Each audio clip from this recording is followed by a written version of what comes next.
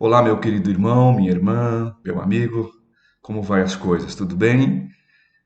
Eu tenho a certeza de que o Senhor tem sido o seu alento, o seu refúgio, a boa mão do Senhor tem se estendido sobre sua vida e que estás desfrutando do melhor do Senhor no seu coração.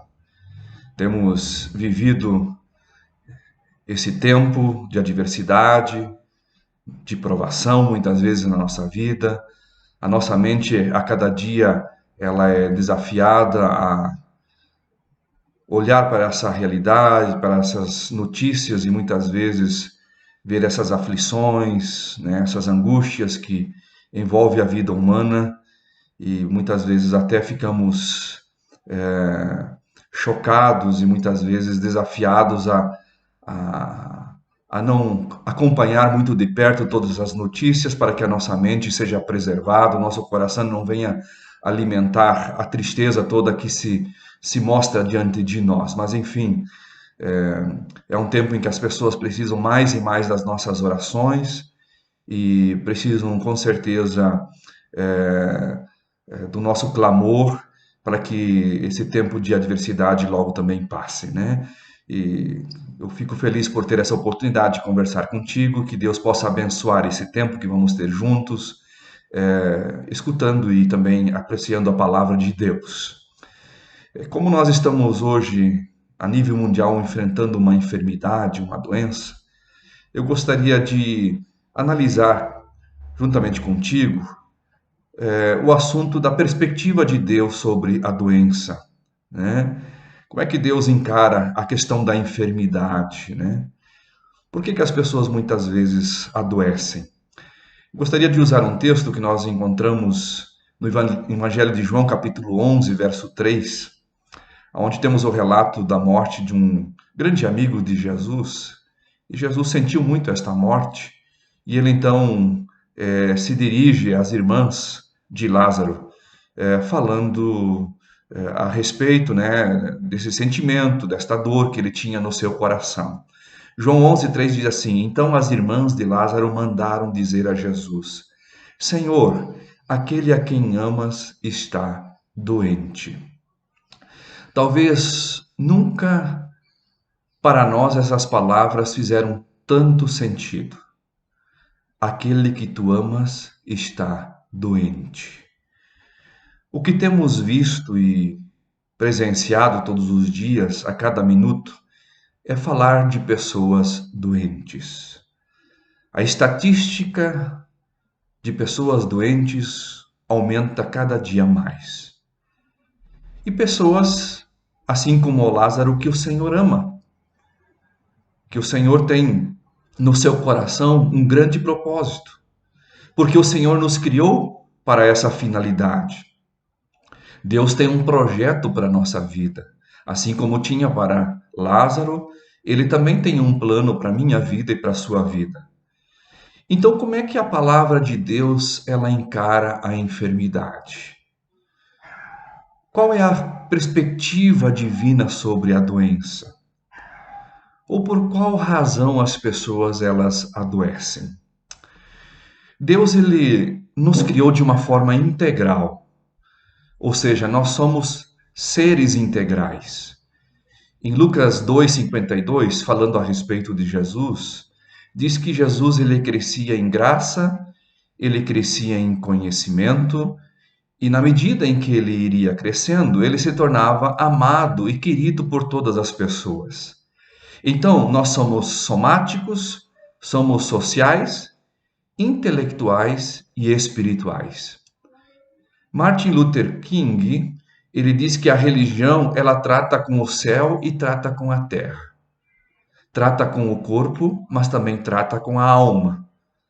O pecado, ele não só separou o homem de Deus, mas também separou o homem de si mesmo. O homem, ele é um ser em conflito, um ser doente, vivendo uma natureza que também está doente e está gemendo. O que se vê durante toda a história é que a doença, ela está em toda parte. Países, nações, continentes, ricos, pobres, frios e quentes, velhos e jovens adoecem e morrem em todo o mundo. A graça de Deus não mantém os cristãos fora do alcance da doença. Reis, súditos, ricos, pobres, doutores, analfabetos, médicos e pacientes caem igualmente diante desse grande inimigo. Temos visto isso agora, com essa pandemia, pessoas da área da saúde serem acometidas pela doença e alguns deles, inclusive, virem a óbito. Não há portas ou trancas que possam manter a doença e a morte do lado de fora. A ciência médica, graças a Deus, ajuda e pode prolongar a vida, mas não eliminar a doença e matar a morte. A Bíblia, como um manual de medicina preventiva, ela nos apresenta como Deus orientou as pessoas no passado na questão do trato das enfermidades. As leis cerimoniais, elas suplantavam em termos profiláticos a medicina mais avançada da época. Por exemplo, em Gênesis 15, nós temos a questão da circuncisão. E essa questão da circuncisão foi um dos meios mais importantes para se evitar o câncer de colo de útero. Depois nós vemos também a questão do isolamento dos leprosos. Foi um tremendo avanço para tratar a questão da lepra, a mais temida enfermidade dos séculos antigos. Nem mesmo a peste negra no século XIII, século XIV, que matou 1/3 da Europa, ou o aparecimento da sífilis nos fins do século XV, produziu tal pavor. A lepra, ela foi um terror nos séculos VI e VII e atingiu o seu pico nos séculos XIII e XIV. A lepra, ela foi vencida quando os médicos voltaram-se para o princípio de Levíticos 13:46. Porque o livro de Levíticos, queridos irmãos, é um manual de medicina preventiva mais avançado que os mais modernos manuais da medicina da época de Moisés. O desenvolvimento do tema enfermidade na história, até o período da Renascença, era que a medicina ela se dava à beira do leito. A partir daí, o corpo passou a ser, então, dissecado, estudado e detalhado. Surgiu, então, a medicina tecnológica. A Revolução Industrial, criando os grandes centros urbanos, propiciou a proliferação do atendimento hospitalar. A medicina deixava de ser aquela que era feita à beira da cama, à beira do leito, e ser, então, a medicina de massa, despersonalizada, impessoal e coletiva. O paciente deixava de ser uma pessoa que padecia para ser um caso, um órgão doente. Era, então, a medicina organicista que surgia. Dentre os períodos da história, Alain Pierret, que é um autor francês, ele menciona, então, 4 períodos distintos de como, então, se lidava com a questão da cura das enfermidades. Teve o período apostólico, onde, então, os cristãos que professavam a sua fé no Senhor Jesus, eles acreditavam e confiavam nos milagres e eles aconteciam. Havia, depois, mais tarde, o período medieval, que eles também acreditavam nos milagres do passado e eles divulgavam falsos milagres, milagres irreais. Depois veio o período da Reforma, Martim Lutero, que eles acreditavam nos milagres do passado, mas não na contemporaneidade dos milagres. E aí veio o período contemporâneo. Acreditam nos milagres do passado e divulgam milagres abundantes no presente, como doenças funcionais, psicossomáticas, mas não orgânicas. Então, desde os anos de 1980, começou a surgir 2 correntes dentro dos arraiais ditos chamados evangélicos. De um lado, os defensores da saúde e riqueza, com a chamada teologia da prosperidade e da confissão positiva. Po Yong-Shu, Morris Cerullo, Kenneth Hagin, Benny Hinn, são esses os mais conhecidos dos seus representantes. O segundo grupo tem sido chamado do movimento de sinais e maravilhas, ou a terceira onda, com Jack Daly, Wayne Grudem, John Wimber e Peter Wagner. Hoje, porém, há muitos embustes, muitos truques, há muitas declarações de cura que de fato nunca aconteceram. Há um sensacionalismo e lofotes nos chamados operadores de cura.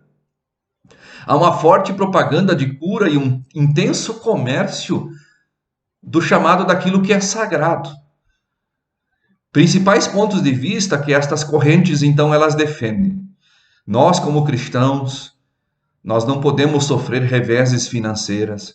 Nós precisamos ser cativos, não precisamos ser cativos da pobreza ou da enfermidade. E aí vem Hagin que diz, por que os cristãos adoecem? E aí ele lista as razões por que os cristãos adoecem. É porque eles têm falta de fé. É porque eles desconhecem quais são os seus direitos. Eles não pedem ajuda, não clamam por ajuda. É por causa dos pecados não confessados. É porque não expulsam Satanás. E aí eles dizem que é errado um médico, sob qualquer circunstância. Então é errado o cristão buscar a ajuda, a intermediação de um profissional da saúde, porque o cristão ele tem que ir diretamente para Deus. Aqueles que apelam para um médico, que são internados em hospitais, eles demonstram com esta atitude que eles não têm fé em Deus e estão desonrando a Deus. E aí, o ensino da teologia da prosperidade, ela acontece mais ou menos assim. Porque Deus deseja que os cristãos desfrutem de suas bênçãos, portanto, ficar doente mostra que você está fora da vontade de Deus. O pecado, ele é a causa da enfermidade, portanto, você deve resistir à enfermidade em nome de Jesus, como se resiste ao pecado. E ainda dizem que desde que Cristo morreu pelas suas enfermidades, como ele morreu pelos seus pecados, você deve também ficar livre de ambos. E se você é alguém que tem fé suficiente, você pode ser curado. O que você confessa é o que você possui. Então confesse a sua doença e que você está enfermo, confesse a sua cura e você vai ficar então curado. Toda a adversidade, dizem eles, vem de Satanás. Então a doença, como Satanás, deve ser repreendida. E desde que Cristo e os apóstolos curaram em seus dias, os cristãos podem curar de igual maneira hoje. Ou seja, desde que a doença procede de Satanás, nada de bom pode vir da doença. E desde que Deus deseja que você viva bem, você jamais deve orar, seja feita a tua vontade para a oração de cura. Desde que o pecado é a causa da enfermidade, então se você fica doente, você está em pecado. Deus tem curado você, mas o diabo, ele não deixa os sintomas das doenças saírem. Dentro desta visão, meus queridos, que vem de posições totalmente antibíblicas e outras vêm de posições totalmente extremadas sobre a cura, eles afirmam que o diabo, ele é o protagonista de todas as enfermidades. E toda enfermidade, ela é consequência de algum pecado não confessado. E a expiação inclui tanto o pecado como a enfermidade. E como somos salvos por meio da cruz, devemos também ser curados por meio da cruz. E se a enfermidade ela é obra de Satanás, devemos rejeitá-la como rejeitamos o pecado. Quem está doente está em pecado. Não devemos orar pela cura, né, se for da tua vontade, porque sempre é da vontade de Deus curar. A falta de fé e o pecado são a única coisa que impedem a cura. Deus não cura mais hoje. Muitos outros dizem. Nós sabemos, queridos, que, biblicamente, as causas e as razões para as enfermidades, elas são as mais diversas. Inicialmente destacamos o pecado original lá no Jardim do Éden, né? Nós sabemos que o pecado, ele de fato trouxe consigo todas as consequências, mas também é o pecado pessoal, muitas vezes não confessado, esse pecado que é guardado no coração. Outras vezes também é por causa da ingerência de Satanás, como foi no caso de Jó, né? Deus permitiu que Jó, né, fosse tocado por Satanás para revelar a lealdade e a integridade do servo do Senhor. Mas também existem aquelas enfermidades que são consequências aos mandamentos de Deus. Os mandamentos de Deus na lei sobre circuncisão, sobre lepra, sobre higiene, sobre gorduras no passado, quando as pessoas desobedeciam estas regras, esses cuidados, traziam muitos problemas à saúde. Também a falta de observância das leis naturais de Deus, questão de higiene, questão de cuidado com o corpo, questão dos alimentos, o sono, os problemas naturais que são inerentes a todos, como catástrofes, acidentes, terremotos, enchentes, epidemias. A dengue, para nós aqui no Paraná, tem sido uma questão muito séria, né? Nós temos, além agora dessa pandemia do Covid-19, a dengue é uma das doenças que tem assolado e tirado mais vidas, inclusive, do que o Covid-19 aqui no Paraná. Vírus, vícios e vida desregrada, como o caso do álcool, do fumo, drogas, o sexo irresponsável, a ansiedade. Algumas das enfermidades, sim, elas surgem, elas acontecem por castigo de Deus. Mas outras também, elas surgem, elas acontecem para manifestar a glória de Deus. Como foi o caso do cego de nascença, lá em João 9, como foi o caso aqui de Lázaro, em João 11. É para manifestar a glória, o poder, a grandeza de Deus. Outras surgem, enfermidades da mente transtornada que produz uma falta de paz. A paz, queridos, nós sabemos que ela não vem de comprimidos, de ansiolíticos. Uma mente transtornada desemboca em distúrbios no sistema digestivo, gastrite nervosa, úlceras, problemas no sistema circulatório, no sistema nervoso. O problema não é fundamentalmente a sua comida, muitas vezes, mas é a sua preocupação excessiva e desnecessária que consome você. Outras pessoas ainda adoecem porque permitem lá no seu coração o desejo de vingança. Não querem estender o perdão, e quem não perdoa não tem paz, e quem não tem paz, ele começa a ficar doente. No momento em que se começa a odiar uma pessoa, você se torna seu escravo.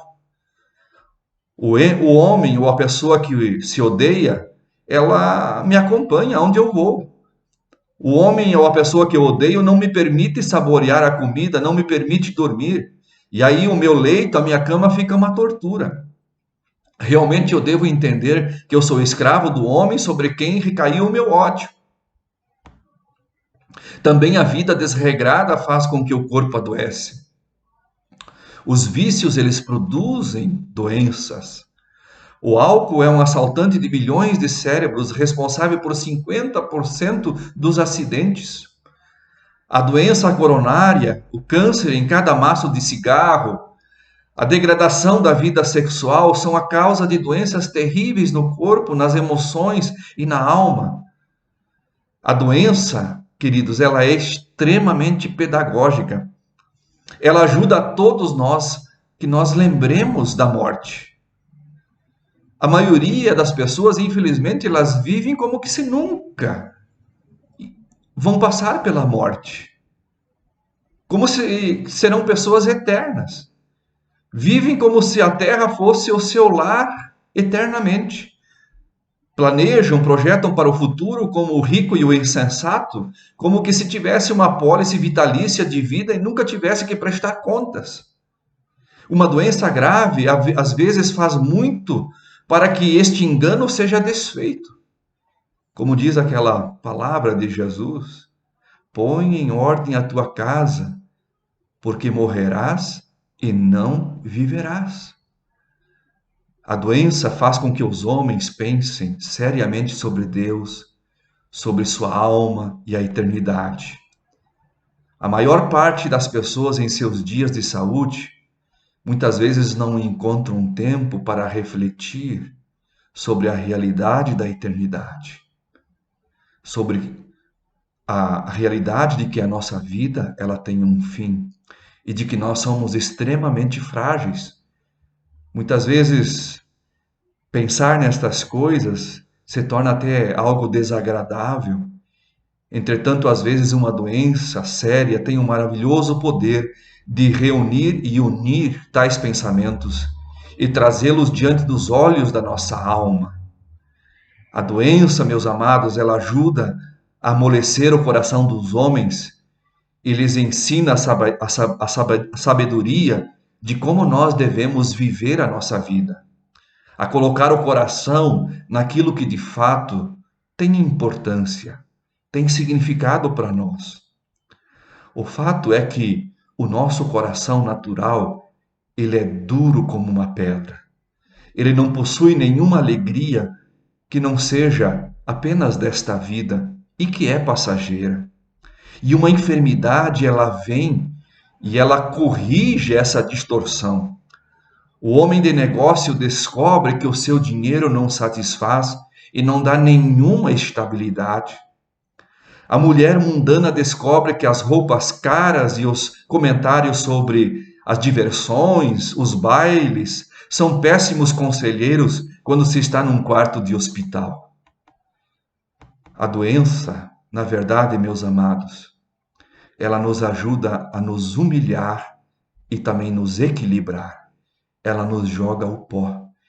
E é uma alegria quando nós vemos e contemplamos a vitória de alguém que, por exemplo, agora venceu o Covid-19, que venceu essa adversidade, esse drama. Mas, infelizmente, existe um outro vírus presente em nosso meio e que muitas vezes está instalado lá dentro do nosso coração e que é extremamente perigoso. É o vírus do orgulho e da vaidade. E poucos estão isentos desse vírus maldito da vaidade e do orgulho. Muitos de nós são como os fariseus, que dizem assim: ah, eu não sou como os demais homens. Na verdade, o leito da enfermidade é um poderoso domador de tais pensamentos.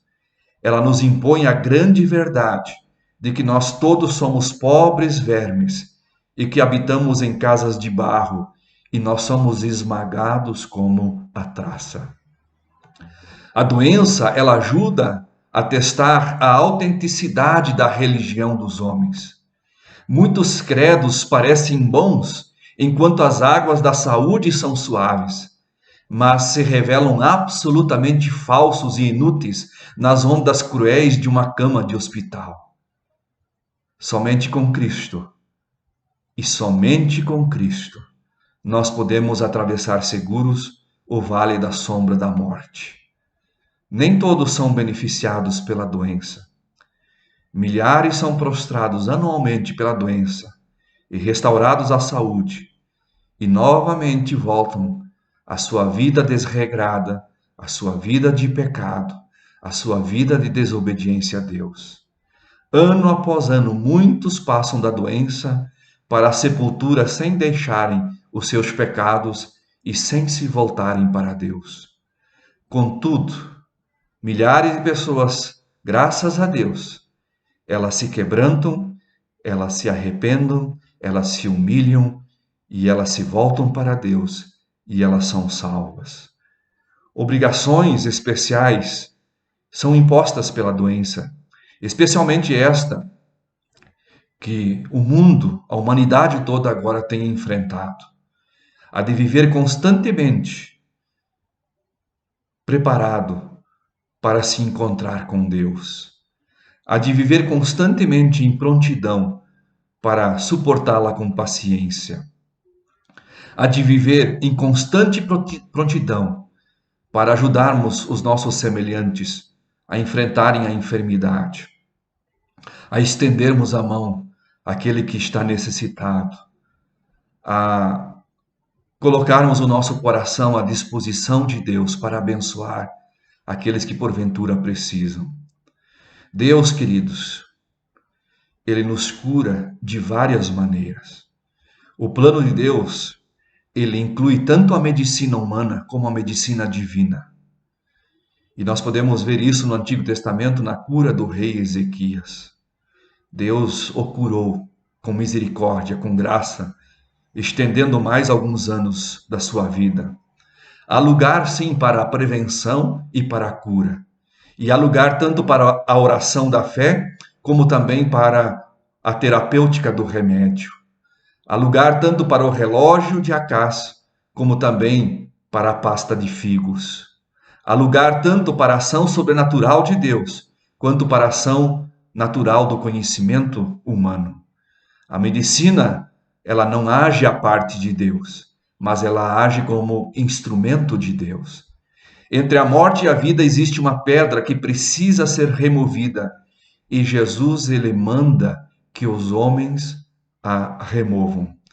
E por isso a nós cabe este alerta. Quando Jesus foi chamado para trazer à vida o seu querido amigo, seu amado amigo, ele disse: retirem a pedra. Esta é a parte que nos cabe. Esta é a parte que nós temos que fazer. Deus, graças à sua bondade e misericórdia, ele sempre age em favor de todos nós, mas nós temos que fazer a nossa parte. Nós precisamos remover a pedra. E remover a pedra significa tirar do nosso coração tudo aquilo que não agrada a Deus. Às vezes, meus amados, as nossas posturas, as nossas palavras, relacionamentos doentios, vícios, hábitos que não fazem bem à saúde, enfim, tudo aquilo que impede que nós tenhamos uma vida saudável e abençoada.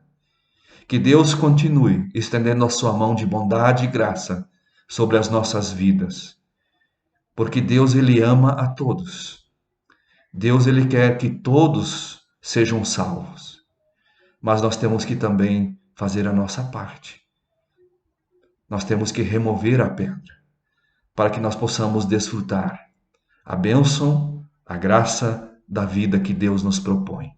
Que Deus possa usar esta palavra, aplicá-la no meu e no seu coração, e que continuamente Deus possa abençoar a sua vida, a sua família, suprindo todas as suas necessidades.